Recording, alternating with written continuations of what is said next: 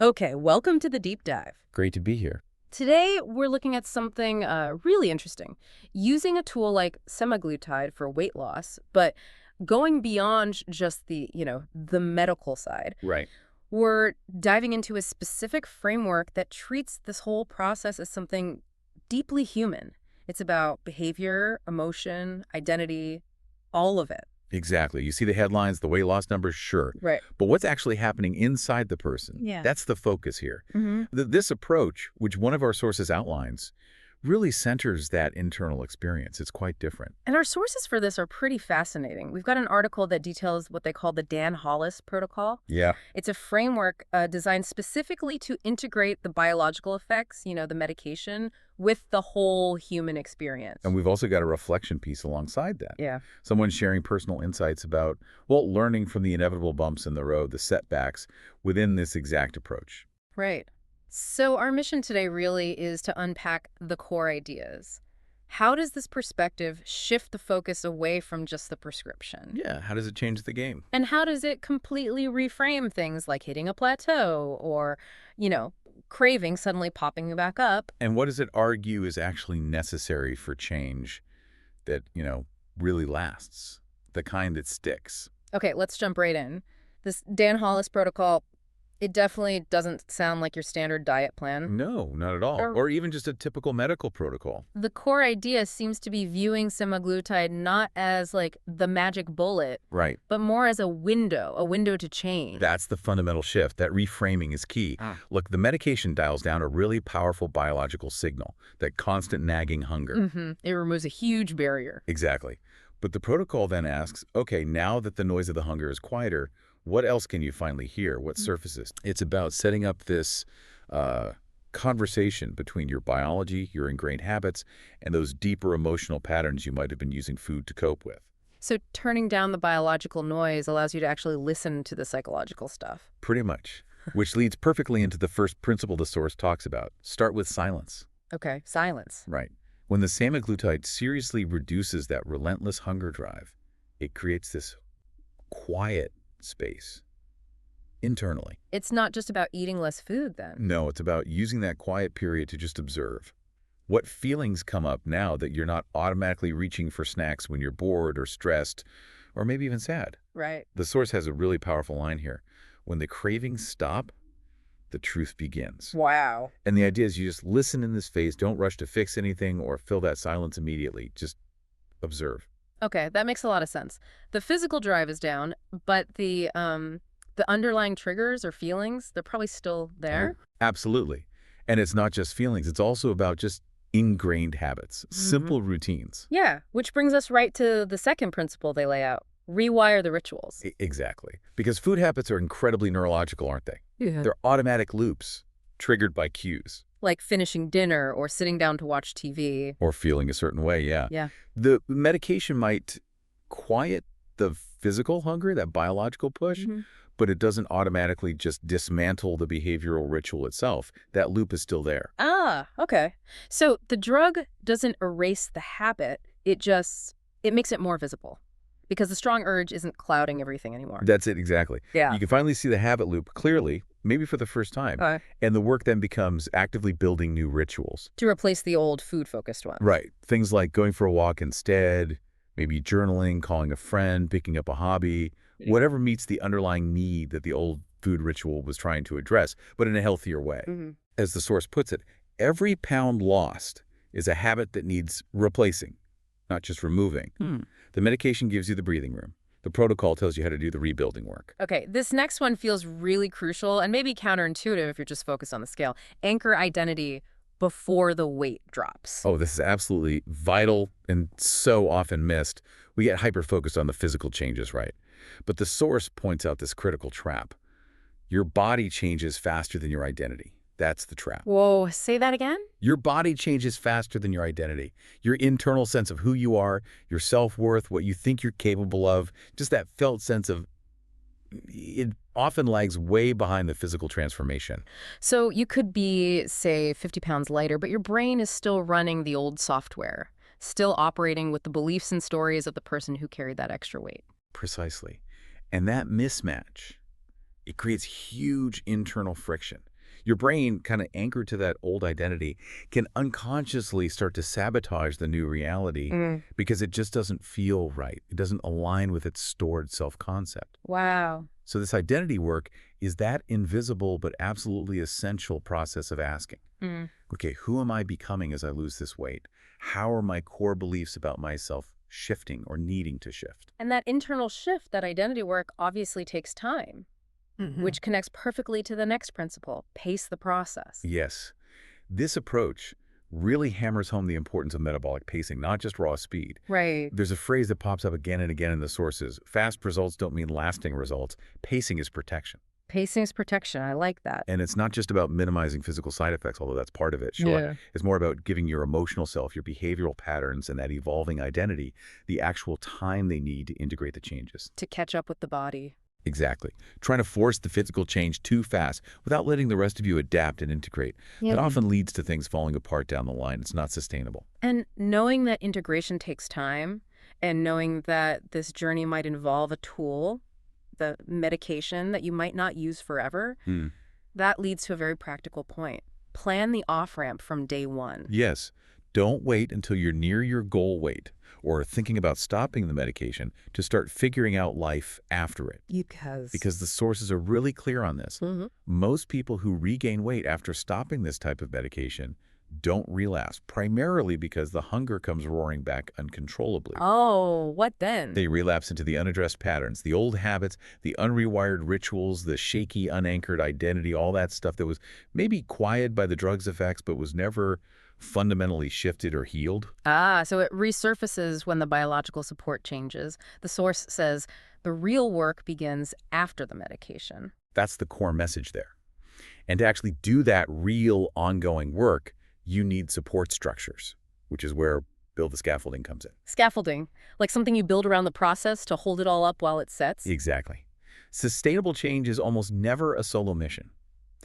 The source actually calls support neurobiological scaffolding. It's structural. Neurobiological scaffolding, okay. And this includes things like, yes, emotional support from friends, family, a therapist, but also finding or building community, establishing clear structure and routines in your day-to-day life, and even developing new language, new ways to talk about your journey, your struggles, your wins, your feelings. It's more than just encouragement then. Much more.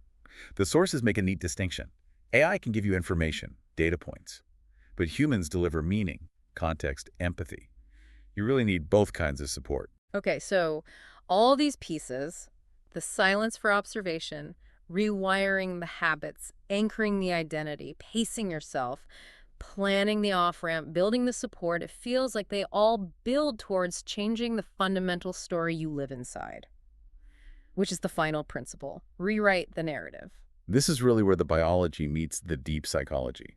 The sources put it very bluntly. Weight loss is biology. Staying there is narrative.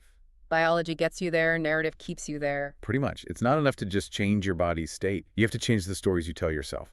About food, yes, but also about yourself, your past attempts, your capabilities, whether you actually feel worthy of success, worthy of this new body and life. Because if your deep down internal narrative is still something like, well, I'm just someone who eventually fails at this, or I don't really deserve to be healthy and happy, then no amount of physical change or biological support from a medication is going to hold long term. That old story will eventually pull you back to what feels familiar, even if it's an unhealthy place. The narrative wins. So the story has to evolve to match or even lead the physical reality you're creating. Absolutely. It has to align. Okay, that paints a really comprehensive picture of the framework for change. But, anyone who's tried to change anything knows it's rarely a smooth, straight line. Oh, absolutely not. Our second source digs right into that, how this specific framework views setbacks. What happens when you stumble, when things don't go perfectly? And this is where the approach offers, I think, a really compassionate and different perspective. Setbacks aren't framed as, like, proof you failed or that you're somehow broken. Okay. The source actually quotes Dan Hollis saying something really interesting. Most people don't relapse into confusion. Confusion, not into overwhelming hunger or uncontrollable cravings. Yeah, confusion. The idea is the setback is often this moment of disorientation. The old deeply worn pathways, the old habits, the old emotional responses, they suddenly flare up. And because the new ways of being aren't totally automatic yet, or maybe that new identity isn't fully cemented, There's this moment of, uh-oh, what do I do now? So it's less about being physically overwhelmed and more about feeling lost. Unsure how to navigate that moment without falling back on the old, familiar coping mechanism. That's often the crux of it, yeah. It's a navigational challenge as much as anything else. So in this view, setbacks are kind of predictable, just human moments, not signs of some personal defect or laziness. Exactly. They're treated more like signals. Your body and brain are always trying to find balance, homeostasis. Sometimes a setback is just part of that recalibration process playing out. Okay. The source uses a great metaphor. Weight loss isn't like climbing a ladder, straight up. It's more like a spiral staircase. A spiral staircase. Yeah, you might feel like you're going in circles sometimes, revisiting old feelings or familiar challenges, but actually, you're still ascending, still climbing to a new level overall. I like that image. So a plateau then wouldn't be seen as, oh no, I'm stuck, this isn't working. Not necessarily, no. Yeah. In this framework, a plateau might just be your body needing time to catch up metabolically, to consolidate the changes. It's asking for a bit of grace. Right. It links back to that pacing principle again. Absolutely. Fast results don't mean lasting results. Pacing is protection. That applies just as much when things naturally slow down as when they're speeding along. You need patience in both phases. Okay, and what about when those old cravings do inevitably pop up? The ones the medications seem to have silence. Is that a sign it's stopped working or you're losing control? The source reframes that too. It's not seen as a failure of willpower, not weakness. It's simply memory. Memory. Yeah. Think of it like an old neural pathway, one that hasn't been activated much recently, suddenly lighting up. It's like it's asking, hey, remember me. Is this connection still important? Do we still do this? Yeah. The crucial difference now, though, because of the internal work you've hopefully been doing within this framework, the observation, the ritual rewiring, the identity work, is that you have the awareness and maybe some new tools to answer that question differently. You have the space to choose a different response than you might have before. Exactly. You can acknowledge the memory without having to act on it in the old way. And that choice, that different response, loops right back to identity and narrative, doesn't it? A setback or a resurfacing craving might just highlight that the story you're telling yourself or the identity you're trying to embody still needs a bit more reinforcement or adjustment. Totally. Your body changes fast. Your identity takes time to catch up.